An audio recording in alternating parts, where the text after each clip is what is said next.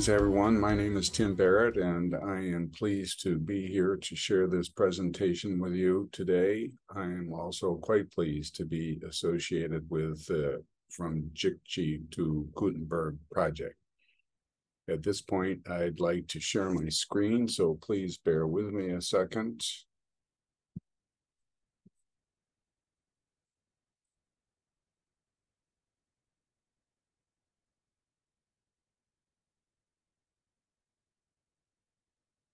And I'm going to make myself disappear here. And at this point, I believe we're ready to begin.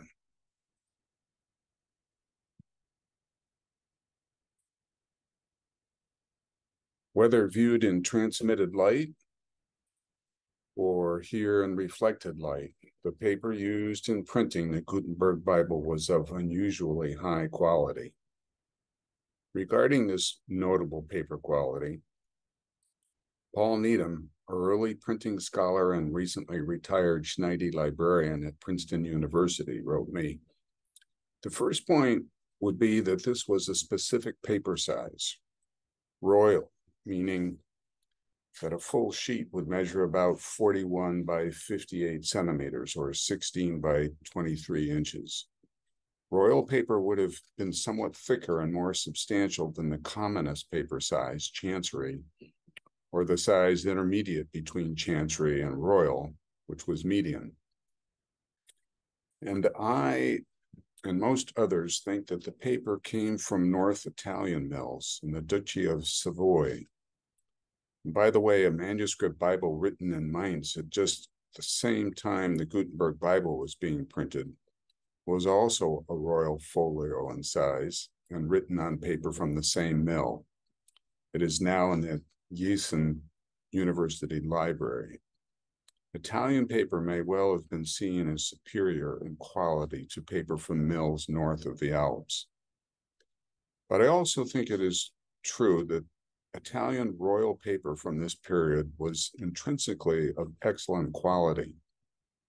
That is, the Gutenberg Bible stocks would have been the ordinary output of these mills, not a kind of special commission. Other early printed books on paper from these mills, when seen in well-preserved copies, especially copies that were not heavily pressed in subsequent rebindings, likewise have very fresh paper still. I would add that to this synopsis by Dr. Needham, that the paper in the Gutenberg Bible fulfills a number of my own parameters for a high-quality book or writing paper, in which we tend to see this uniform and even formation quality when held to the light. Freedom from the cloudy areas evident in this image. Uniform fiber separation and distribution that we see here, where we also note a distinct freedom from the fiber strands, clumps, specks, dirt, or other debris that we see in this example. Finally, high-quality papers have a uniform surface appropriate to writing or printing. If we generalize to papers of the period, we can say that 15th century paper tended to be thicker than paper made in subsequent centuries. In this plot, we measured the thickness of a single sheet in 1,578 paper specimens made in Europe and America between the 14th and the 19th centuries. We saw a similar trend when we measured the thickness of 10 neighboring sheets in the same book. I should interject here that these two plots that I've just shown and others I will be sharing, and much of the rest of this presentation comes from our 2007 to 2010 research project, details of which can be found at our Paper Through Time website. If you Google Paper Through Time, you will be taken to this page. We found that paper of the era was lighter in color on a black to white scale. So this vertical axis here represents white at the top and black at the bottom. And the data showed that these papers contained higher levels of calcium compounds, a fact likely associated with their often noted longevity. The also recognized durability of paper of the period was almost certainly associated with its higher gelatin content. I should emphasize here that all of these data were acquired non-destructively. So in this case, these are estimates of gelatin content generated using a spectrometer sensitive to the near-infrared light range. The values shown in the plot are approximations, but together we believe all 1,578 analyses give a fair indication of the actual trends in gelatin concentration. Papers made before 1500 contain significantly more gelatin. The tabletop displays at the upper part of the plot indicate, when they do not touch, that the change from century to century was statistically significant. Again, more detail is available at the Paper Through Time website I mentioned in the earlier slide. Why do we see so much more gelatin in the paper made in the 15th century? Quality paper used for writing at the time had to be sized with gelatin to prevent the ink from bleeding when it was written on with a pen. Most white paper was therefore sized. So the early printers were essentially printing on writing paper. Soon they discovered that printing with oil-based inks was much easier on lightly sized or unsized paper, and that is what they requested from the paper makers. We can see evidence of this in the decline in gelatin concentration after 1500. But despite the decline, we still see some gelatin in much of the paper after 1500. The question is, if the paper makers were not adding gelatin to the paper, who was? Jeff Peachy has suggested it was the binder, and Tom Conroy speculates that when a customer purchased a book in sheets, as was commonly done, and brought it to the bookbinder, the customer had the option of requesting gelatin sizing for an added cost. We can see the sized printed sheets in a bookbindery in the upper part of this image, indicated by the number 2. This may have been done to allow the owner of the book to write in the margins, evidence of which we find in historical books. Interestingly, adding notations in a book may have been considered a normal part of the act of reading at the time. So in summary, paper of the period tended to be thicker, whiter in color, and higher in calcium and gelatin content than papers made in subsequent centuries. But how exactly was this paper made? The archives are virtually silent when it comes to the paper-making materials and methods of the time, because very little was written down by paper makers or contemporary observers. For paper historians and hand paper makers like me who admire these excellent quality papers, it can be frustrating and even demoralizing.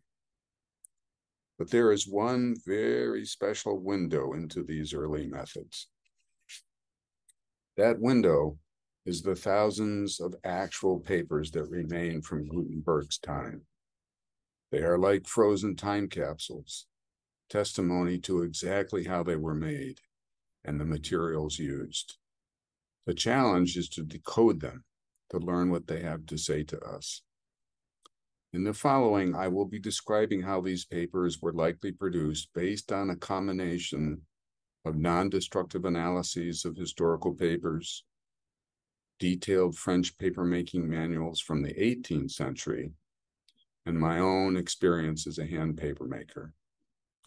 Thus, what I will be describing is a guess, but an educated and informed guess that I hope offers a picture that is close to the reality. Let me begin with a brief summary of how European sheets are formed. Beaten cellulose fiber is diluted in a vat of water, which we see in the background here.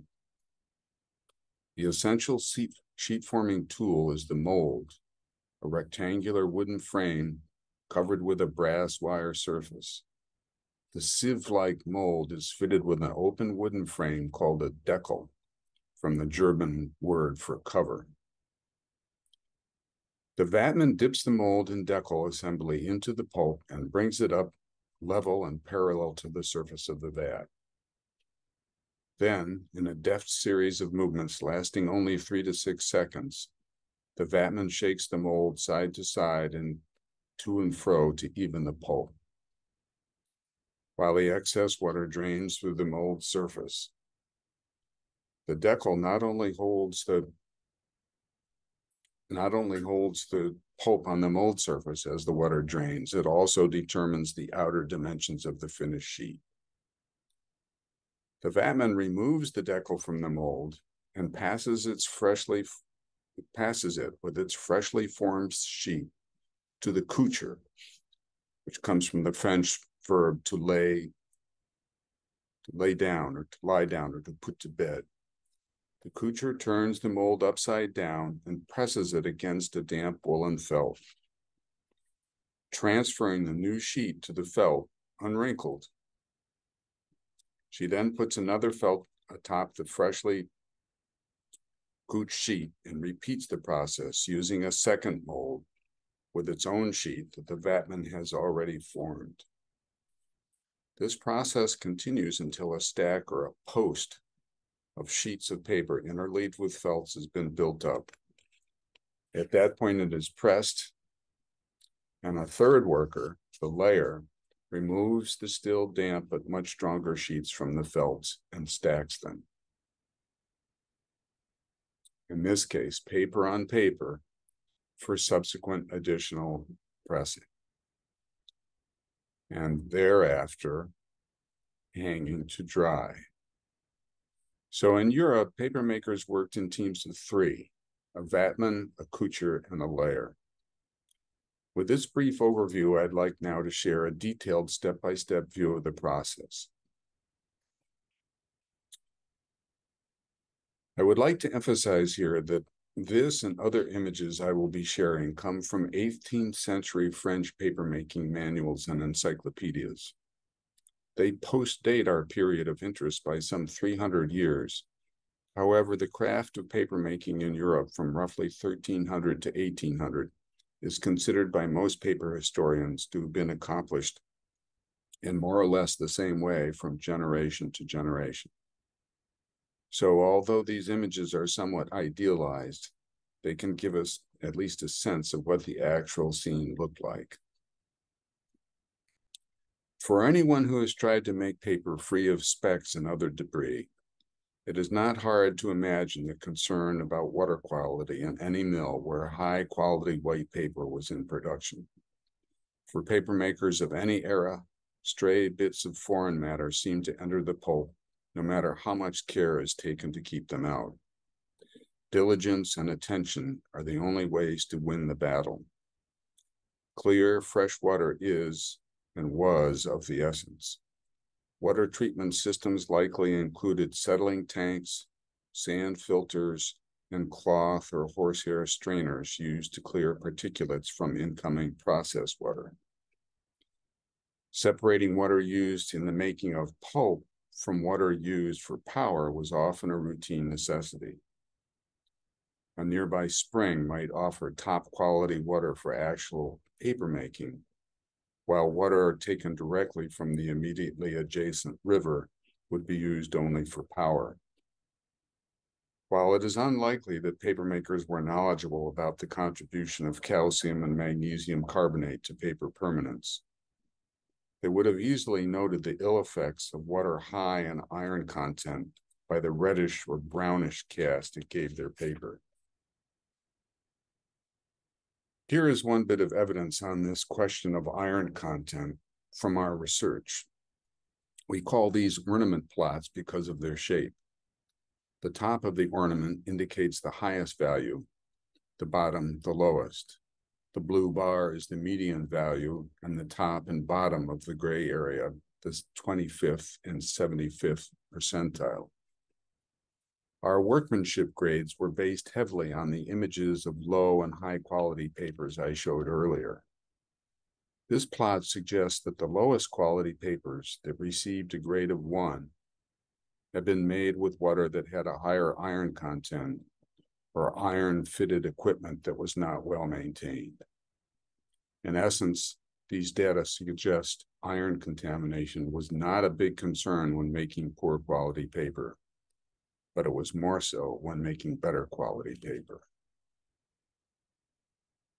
Calcium compounds such as lime are known to have been used in early paper making, and at least a portion of the calcium compounds found in papers from this period likely entered the paper through the water supply. Calcium and magnesium carbonate can appear as sources of hardness in ground and surface water. During paper making, cellulose fiber very rapidly accumulates metals dissolved in water, be they favorable or unfavorable to the permanence of the paper. Thus, we can say that water is an actual ingredient in paper, not just a vehicle for forming sheets. In summary, if the early papermaker took care to obtain a supply of fresh water free of iron and debris, he was, more often than not, on the right track to making quality paper. The makers of many of the better quality sheets studied during our research had to have been keenly aware of the quality of the water used in preparation of their pulp for papermaking. For making high-quality book or writing papers in 15th century Europe, the required cellulose fiber came from well-worn linen and hempen rags. To understand the nature of these rags, we need first to take a look at textile production of the period. Even higher quality textiles came off the loom, off-white and sometimes even darker in color. To create finished white fabric, the cloth was subjected to a tedious series of steps, including immersion in an alkaline lye made of wood ashes, washing, sun bleaching on greens maintained for the purpose, immersion in a mildly acidic solution made from sour milk, washing, and again bleaching on greens exposed to the sun. This process was repeated continuously and took from 6 to 8 months to obtain the desired degree of fabric whiteness. The finished cloth then went into garments, bed clothing, toweling, or other domestic uses. These items were in turn repeatedly washed, very likely with soaps made of wood ash lye and animal fat, and reused again and again until the fabric became so weak and tender it was no longer serviceable. Housewives collected these scraps and traded them to rag and bone men who circulated through the neighborhoods in all of Europe's big cities. This is obviously a contemporary image, but we can imagine historical figures likely had a similar appearance.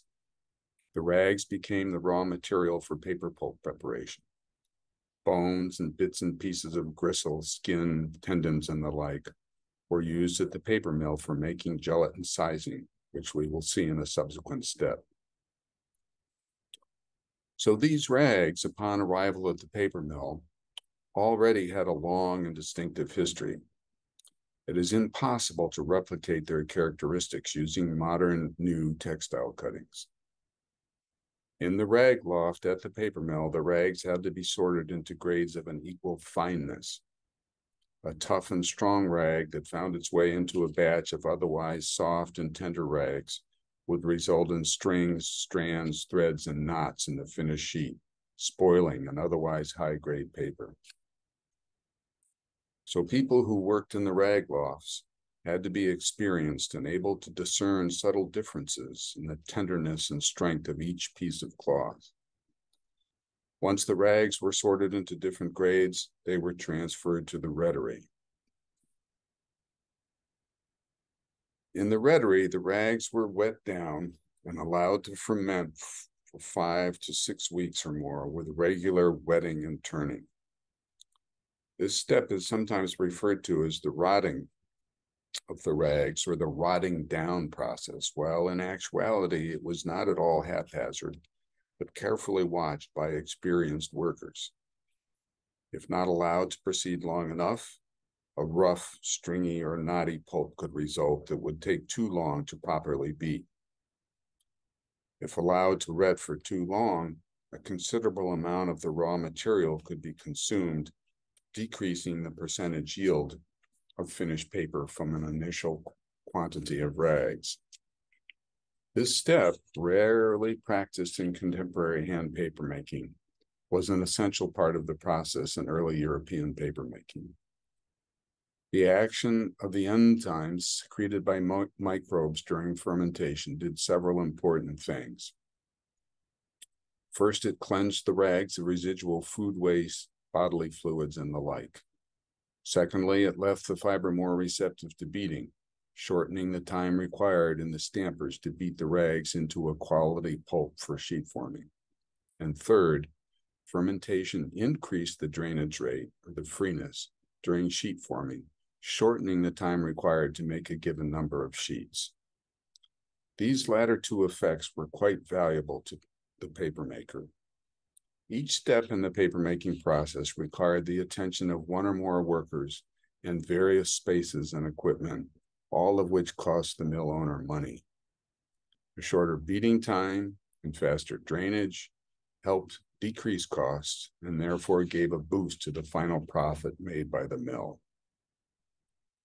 In this graph, we show our documentation of the positive effect of increased fermentation time on CSF, or Canadian Standard Freeness, meaning the drainage rate, and beating time over the course of processing 22 4.5 kilogram batches of raw textile fiber, each of which yielded about 300 sheets of paper. Note that their units on the vertical axis conveniently work for both the freeness, or the CSF, as well as the beating time. The horizontal axis shows the fermentation time in days.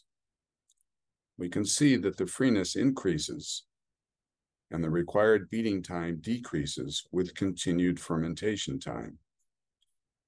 Not shown here is the impact on mechanical properties, that is to say, paper strength. Sheets made from well-fermented pulp are almost certainly weaker, but that is secondary to the needed improvement in formation quality.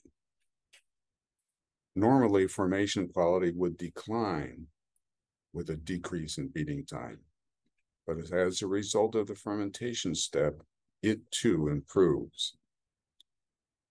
This image shows the formation possible when we made a sheet using old linen rag. No fermentation was used, but because the rag was so weak and tender, excellent formation quality was possible with minimal beating and an excellent drainage rate during sheet forming. Because we don't have access to reliable quantities of old rags free from synthetics and optical bleaches, we have been using new textile quality cotton and hemp fiber in making modern papers for book conservation.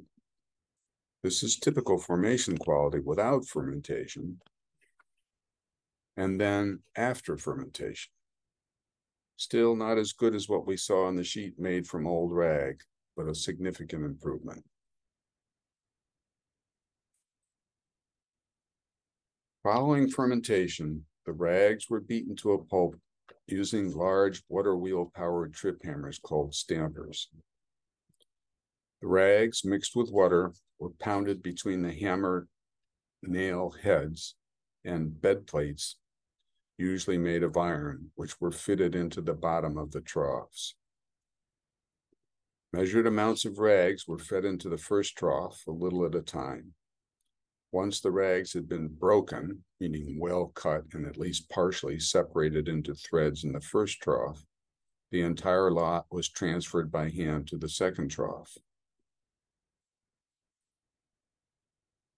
In the second trough, the hammers were fitted with more rounded or flat, broad-headed nails designed not to cut, but to fray and separate the remaining bits of rag and threads into the individual cellulose fibers required for papermaking. The latter part of the treatment in the second set of stampers softened and plasticized the fiber and raised short, fine fibrils from the main fiber surface in a step termed fibrillation. In the third type of trough, the faces of the hammers consisted only of plain wood. Their purpose was to brush, loosen, or liquefy the pulp by freeing it of flocks or clumps of fiber. In most mills, there were usually 6 troughs, 3 for breaking, 2 for beating, and 1 for brushing out. Breaking took 6 to 12 hours and beating another 12 to 24 hours or more, depending on the strength of the rags. As beating progressed in the breaking and beating troughs, the fiber was being continuously washed with fresh water. This step, like fermentation, is one of the less acknowledged but essential techniques in the early process. Clear water was led into the troughs by a system of wooden gutters and channels, and the dirty water was drained out at the same rate through a horsehair net in the wall of the stamper trough. A good deal of water was made to pass through the fiber during the long breaking and beating periods required. It seems in a way odd that the fine white rags that form the raw material for making higher quality papers would have required such continuous washing to yield a fine white finished sheet. But it is more than likely that the rags were somewhat off-white in color to begin with. And furthermore, the retting process left the rags with a yellow tinge that papermakers always sought to remove. Because they did not have strong cooking chemicals or bleaches that would quickly yield the desired brightness, washing during beating surfaced as a standard procedure. After considerable discourse, we arrive at the actual making of the paper, the sheet forming. But a pause at this juncture is appropriate, for the tremendous amount of water, energy, and human attention that the raw fiber has thus far received is indicative of the importance of these fiber selection and preparatory steps. While it is true that the work that follows will have considerable influence on the quality and character of the final product, the essence of the paper, its basic type and nature, is determined in the steps before sheet forming. Throughout the history of the craft, a top quality product could never result without careful, skilled preparation of the best available fiber. The fully prepared pulp was added to a vat of water, and the proper consistency of the diluted stock was determined by the vatman based on his experience in the type of paper being made. As described earlier, the vatman and the kucher used 2 molds and 1 decal. The vatman grasped mold fitted with the decal, inserted it into the vat of dilute pulp, and using his characteristic shake as the water drained, he evened, enclosed, or set the thin layer of pulp on the mold surface. He then removed the decal and passed it to the kucher, and immediately used the second mold to make another sheet. Thus, as we saw earlier, the 2 continued working in unison until a post of fresh sheets had been built up, each interleaved with a felt. While the vatman and kucher were at work, the layer was busy separating damp paper from felts in a previously made and pressed post. Therefore, once a fresh post of given number of sheets, depending on size and thickness, was built up, action stopped at the vat, and all available hands were called to help with pressing. The large wooden presses with iron screws used to expel excess water were probably capable of generating 30 to 50 tons of pressure. By comparison, hydraulic presses used in modern hand papermaking production shops can approach 200 tons. The greater the pressure, the drier the paper, and the easier it is for the layer to handle it when it is stripped from the felt and restacked paper on paper into a pack. Subsequent pack pressing and smaller presses at much less pressure could be used to expel additional water. In summary, as he stacked the freshly made paper, the layer was supplying felts to the kucher, allowing the kucher and the vatman to continue with their work until the next post was built up. So we can see that actually all 3 worked in unison. their motions and actions coordinated during the production of each post. Depending on the size, weight, and quality of the paper type being made, a skilled three-person team could produce between 1,500 and 4,000 sheets a day. For those of us learning the craft today, these are staggering numbers, but at the time, they were routine. The length of the working day varied with the mill and the season and was based not on hours, but on a set quota of posts of a given type of paper expected per day. When the agreed upon quota was reached, the day was finished. After pressing, the paper was taken to the lofts to dry. Spurs, or groupings of 7 or 8 sheets, were hung over ropes made of horsehair or cow's hair coated with beeswax. The number of sheets in each spur varied with the size and type of paper. To prevent the spurs from separating into individual sheets during drying, the paper was hung so that the air coming on into the loft flowed against the face of the paper and not against its edges. Along with the unique raw material, retting, and washing during beating, gelatin sizing surfaces as a key source of the distinctive quality of many early European handmade papers. There was typically more gelatin in historical European papers than any other ingredient other than the cellulose fiber itself. In European papermaking, gelatin size was used routinely until the 19th century, and it is occasionally still used today in the manufacture of specialty and conservation papers. As a result of having been made from old, well-worn rags, a vast majority of high-quality book and writing papers from the 1300 through 1800 period were not especially strong after drying. It was only with the final addition of gelatin that a supple, pliant, yet durable and long-lasting paper was obtained. In addition to acting as a size in the normal sense by increasing a paper's resistance to the penetration of liquids, such as ink and other aqueous media, gelatin surface size significantly improves the paper's abrasion and soiling resistance and most other mechanical properties.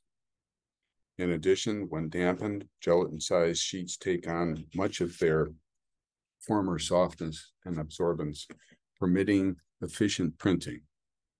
After redrying, the paper again acquires its superior mechanical properties.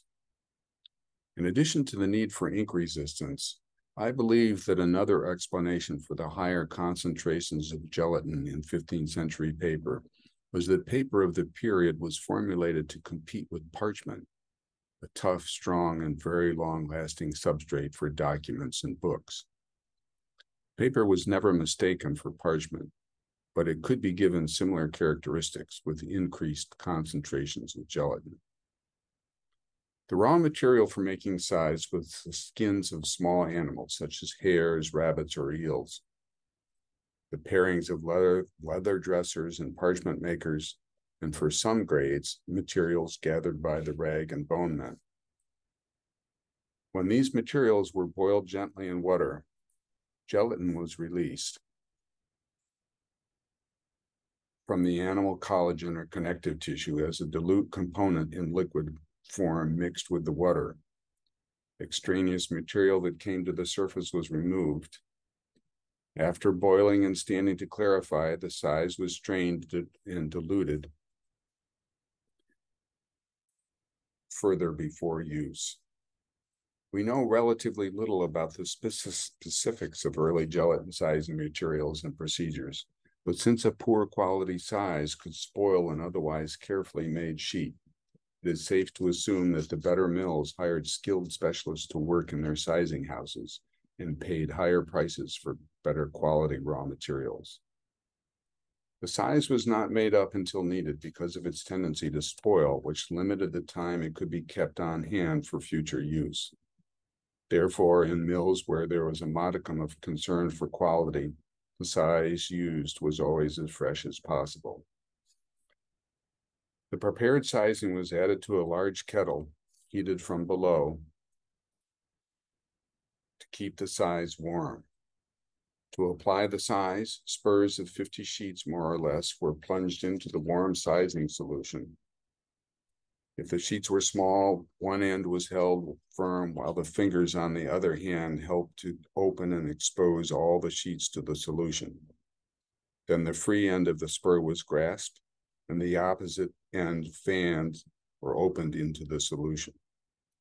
This size-soaked wet spur was then lifted out of the kettle and added to a growing pile in the press.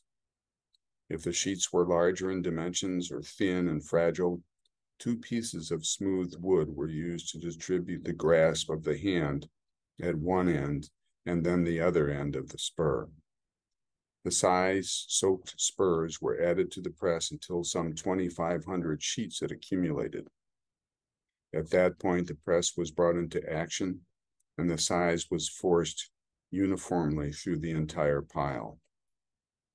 The excess size that squeezed out dripped down the sides of the pile into a channel cut in the lower press board where it flowed back into the kettle to be kept warm and fluid for reuse.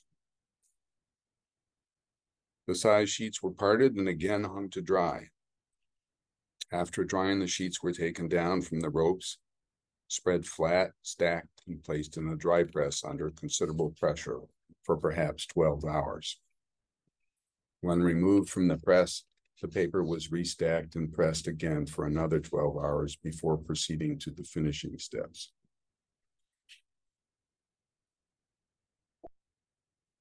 If the end use required a smooth surface, papers were glazed by a worker using a smooth stone. The paper was spread out on a tanned chamois or sheepskin, and the finisher rubbed the stone over both sides of the sheet with considerable pressure. Writing papers were more likely to receive this treatment than printing papers, since a smoother surface was required for the even action of the pen on the page. However, the strokes of the finisher's stone can sometimes be seen in printed book leaves. This process is also referred to as burnishing or polishing. I hope that with this presentation, I have made the case that by looking at a paper carefully, reflected and transmitted light, we can say a lot about the quality of the paper and the skills of the papermaker. I am also hopeful that during the Jikji to Gutenberg Project, working with my paper specialist colleagues, Okyu Lee from Korea and Sukrat Bulatov from Uzbekistan, we will eventually be able to have a close look at the paper in the Jikji publication using reflected as well as transmitted light. As I have mentioned during my earlier presentations, an alternative to seeing the paper in person is to gather reflected light as well as transmitted light images from the paper in Jikji. If the paper is thin, as in this example, a black slip sheet between the folded pages may provide the images needed easier and more safely than using a thin fiber optic light source. This work is likely to require a specialist photographer and/or a Bibliothèque Nationale de France conservation team to take the necessary photographs. The goal is to image the fiber separation, overall formation quality, and relative freedom from debris in the Jikji paper. In these images, we see examples of poor, fair, and good quality Asian style papers. In addition, acquisition of single-layer paper thickness data could help inform discussions regarding the method used to make the paper. From these proposed observations, I am hopeful we can make an informed guess regarding the quality of the paper used relative to that of other book papers made in Korea at the same time. What might an estimation of Jikji paper quality reveal? A rougher or fair quality sheet can be 100% serviceable, and such a paper may have been used in printing the Jikji for economic reasons, because better paper was not available, or simply because paper in books, whether hand calligraphed or printed from wood blocks, were already so common in Korea that a special paper was not expected or called for. This would give us important context for understanding how common books were in Korean culture at the time. On the other hand, if inspection reveals an especially high-quality paper, it may suggest that the printer-publisher considered this an unusual publication and very good quality paper was purchased. This was apparently the thinking of Johann Gutenberg and his partners when they published their Bible. Thank you very much. It has been a pleasure to give this presentation. I mentioned 2 videos that are available if you'd like to see this process in action.